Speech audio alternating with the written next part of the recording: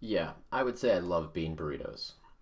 So we are looking at some more complicated static equilibrium problems. If you haven't taken a look at the simple statics or the simple static equilibrium, go check out that YouTube video. We're going to be looking at a very similar problem, but this time our problem is going to have to deal with a bunch of angles. And we see here we've got angles of 60 degrees and 110 degrees.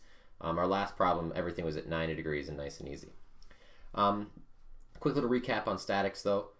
In statics, for an object not to be accelerating in either a linear direction, so x, y, or z, or a rotational direction, the sum of the forces in the x, the y, and in theory the z direction, if you care about 3D, should be set equal to 0, so they should all cancel each other out. And the second equilibrium condition is that the sum of the torques equal 0, where torque is r cross f, or remember rf sine of theta. Now, in our last problem when we did this, we set up a rather large kind of chart where we looked at the force, the moment arm, the torque, and then the sine direction of the torque itself. In this problem, we're actually going to choose a very clever pivot point and use just a little bit of our fundamental knowledge of what should be happening here. And in doing so, we're actually going to be able to solve this problem real quick, which is kind of one step along the way. So let's go down here and take a look at what's happening. In the picture here, we have a mass that's hanging from a rod. So here's our mass down here, the 3 kilograms. And it's hanging from a rod here, this kind of piece of wood, and that rod is free to pivot about the point shown. And the pivot here, which it's physically moving around, is this center point there. Maybe orange is a bad color for that. Let's pick a new color. Let's pick a bright green. This is the pivot right here. Okay, that is the physical pivot P. Now we don't have to have that be our pivot, but we are going to choose it in this problem because doing so is a very clever move, and we'll see why just in a second. The other end of the rod up here is anchored to a wall by a tie-down wire, and they tell us that the system is in equilibrium. We would like to know what is the tension in this wire. So this wire is pulling down with some tension along this way. What is that tension there?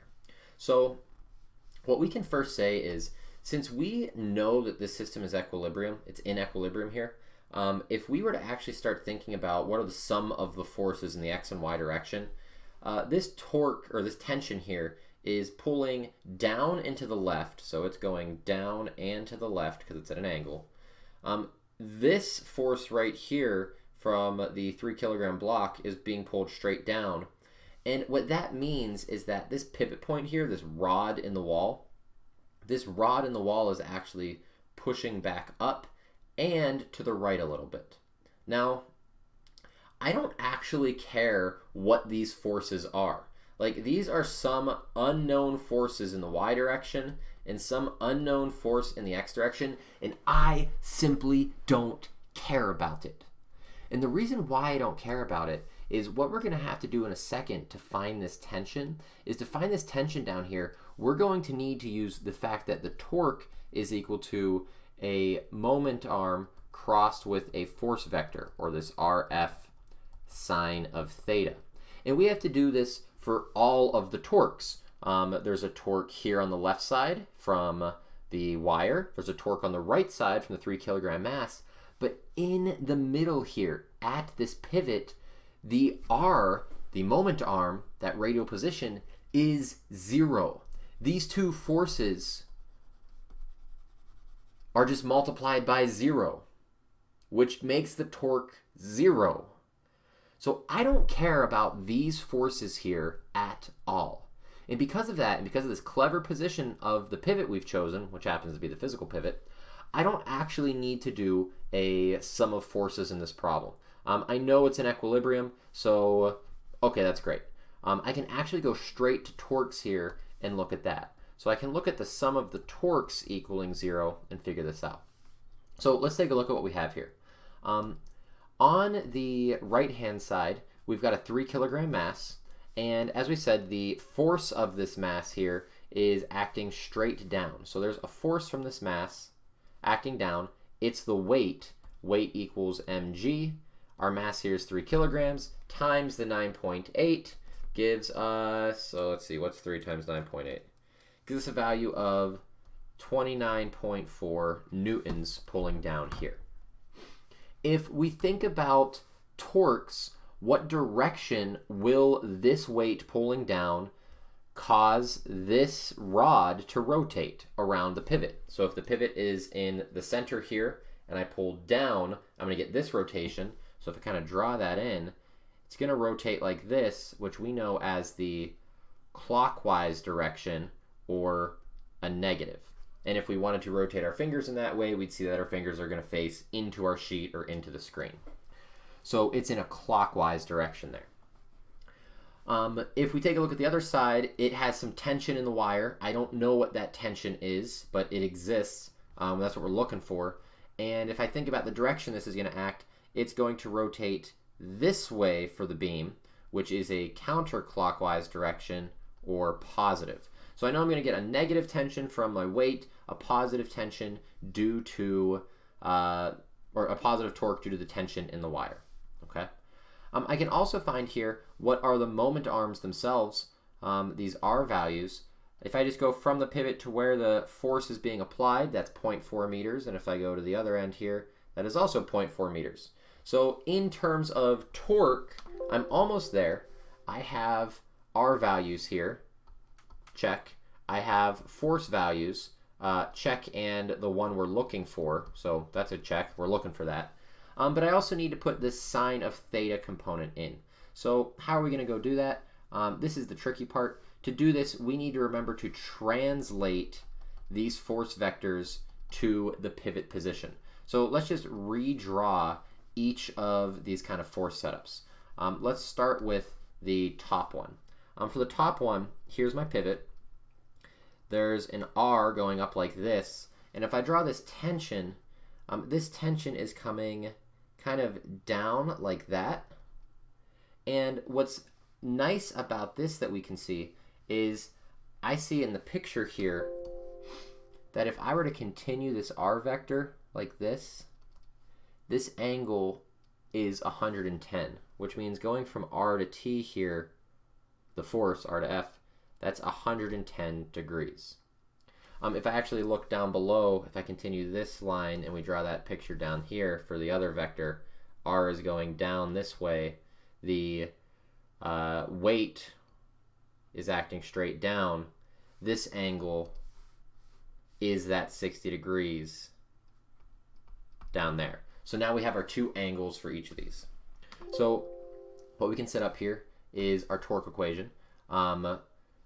Torque, remember, RF sine theta, and we're setting the sum of the torques equal to 0. So to do this, I look at my two torque scenarios up here.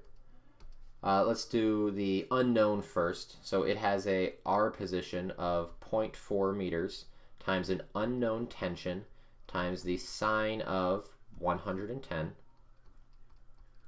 And that's all positive because it was a positive torque here. I am adding that to a negative torque, so adding a negative is like subtraction. And the R value for the second torque due to the block pulling down is 0.4. The force is due to the weight, so 29.4. And then our last part is just the sine of the angle, which was 60 degrees, and this has to equal 0. So our setup is complete. We now just need to solve for this tension here. And at this point, this is just a math problem.